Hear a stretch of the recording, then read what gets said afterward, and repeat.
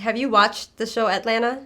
Talking about with Childish Gambino? Yeah. Yeah, you know, I watched that show. They supposed to been putting my song on that show. They did? They supposed to. Okay. I had talked with the people. I sent them like 3 songs to put on the show. Well, I mean, they got green light for more shows. Yeah. So I don't know. I like the show though. It's cool. So how did you feel like when he shouted out Bad and Bougie, Migos, and like all of a sudden the song went to #1? You know, like something so small, just a gesture, like, you know, turned out wild for that. It was on TV and all the people saw it and they like, Bad and Bougie, Migos. We gotta go find out what this is. Childish Gambino talking about we need to see who this is. Like he got so many fans and people that love him, so by him saying it, yeah, it helped him out. I mean, for most people, especially for myself, Bad and Bougie is already old. Like, yeah, it is. I love the record, but I'm like, y'all late. Right, we been on it. Right. In Atlanta. And like, is it still playing like a lot on the radio? They blowing it up. They blowing this song up. Like he did when Offset made that song. He made a good one. He made a good one. The #1.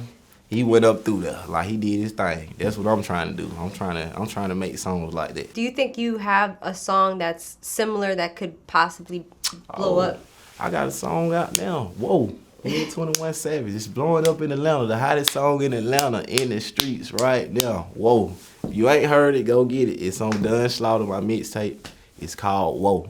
Featuring 21 Savage and my brother Lil Harold. You know what I'm saying? But like that's on the radio right now in Atlanta going crazy. In the club going crazy. It's gonna be up here soon. Yeah. Yeah. So how did that song come about?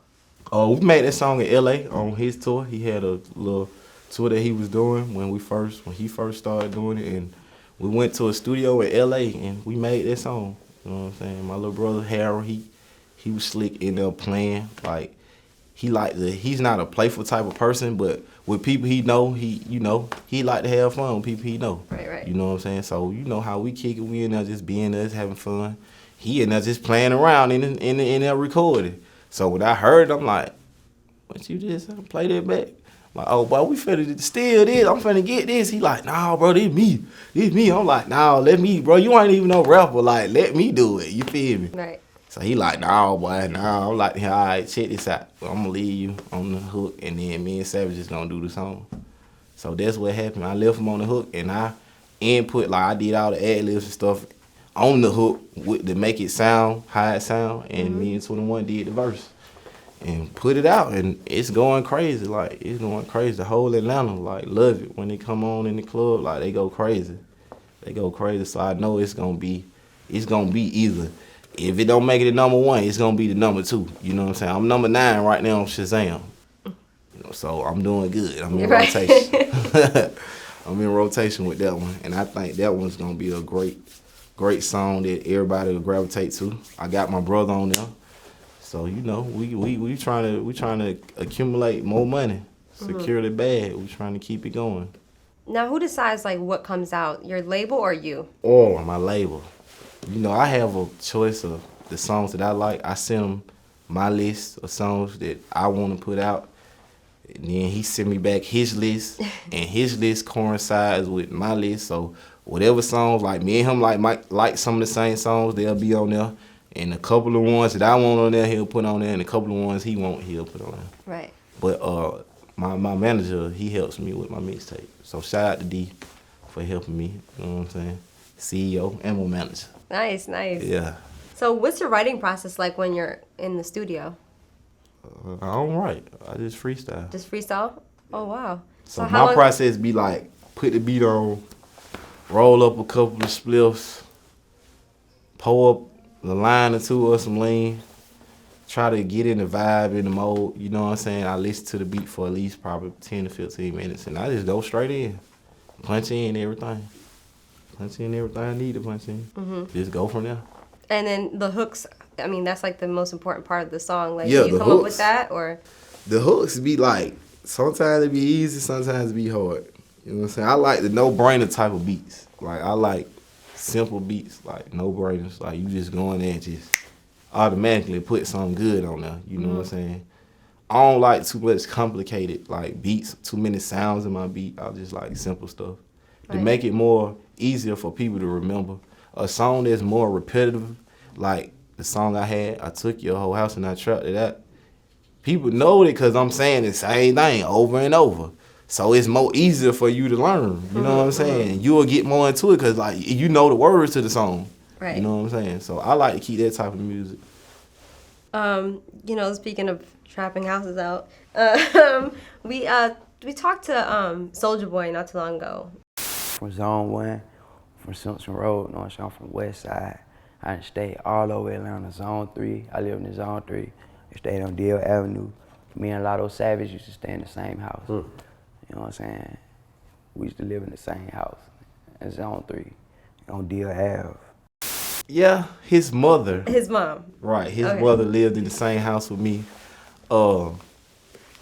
Dre, that's my boy, you know what I'm saying? I know his mother, I know Dre, you know what I'm saying? But like he done been in so much stuff lately, you know what I'm saying, with different people. You know what I'm saying? Whatever he got going on, I don't know what he got going on in his life right now.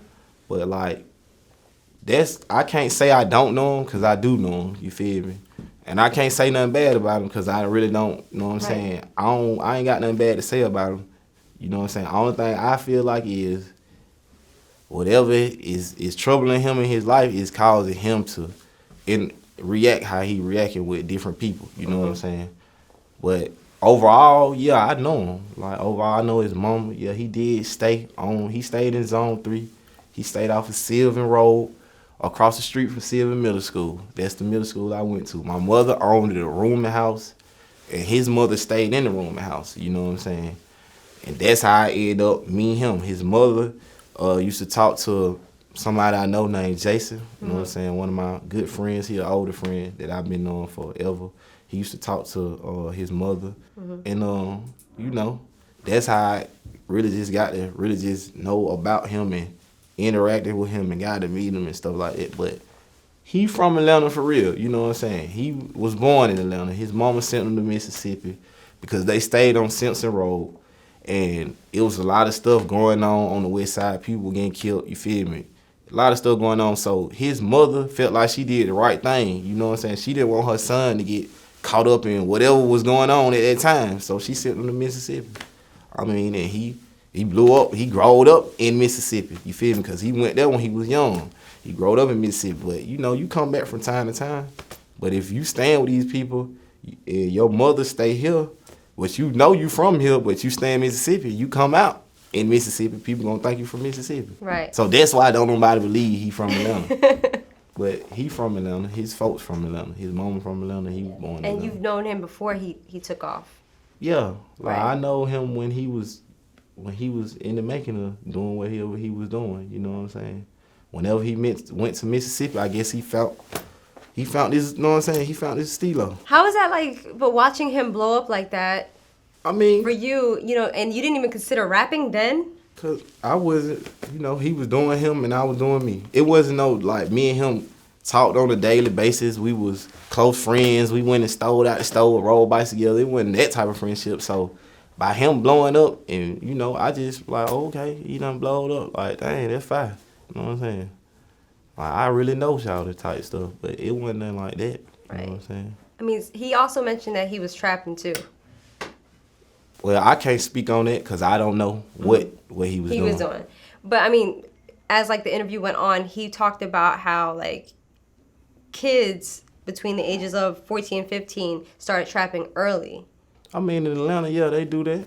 Right. It all depends on where you grow up and where you from and how you raised, you know what I'm saying? I mean, in 14, 15, I wasn't trapping. I was shooting dice, kicking in doors, stealing TVs and stuff like that, robbing people. So I was doing something different. I wasn't trapping. I ain't started trapping until I turned like 21. You know what I'm saying? But from like 15 to 14, really, to 21, I was thugging, just doing other stuff. But why is it so easy for like young teens to get involved in that? Like, sometimes I feel like there should be someone that's older that tell them, hey, like, don't do this, go to school. But it started with the family. You never know what somebody got going on at home. You know what I'm saying? A lot of black kids these days are growing up without father figures in the house, so they play a part in it. A lot of black kids that grow up in Atlanta, people be on drugs. You feel me? Mother's probably a crack addict, dad probably a crack addict, heroin addict. So like it's different reasons that stuff like that happen. You know what I'm saying? The reason why it happened to me because like I had my daddy one there, so I knew my daddy, but he wasn't at home. You feel me? So it's like my mama couldn't really show me how to be a man. She can only tell me so much. You know what I'm saying? Everything else I learned from the streets. You know what I'm saying? As far as just being in the streets with older guys, they taught me this, they taught me that. But like it be like that. You know what I'm saying? It just I don't know. It just depends on how you grow up. Or where you grow up at. You know what I'm saying? Yeah. Did you have any regrets growing up? No, I don't got no regrets. I don't wish I could change nothing in my life right now.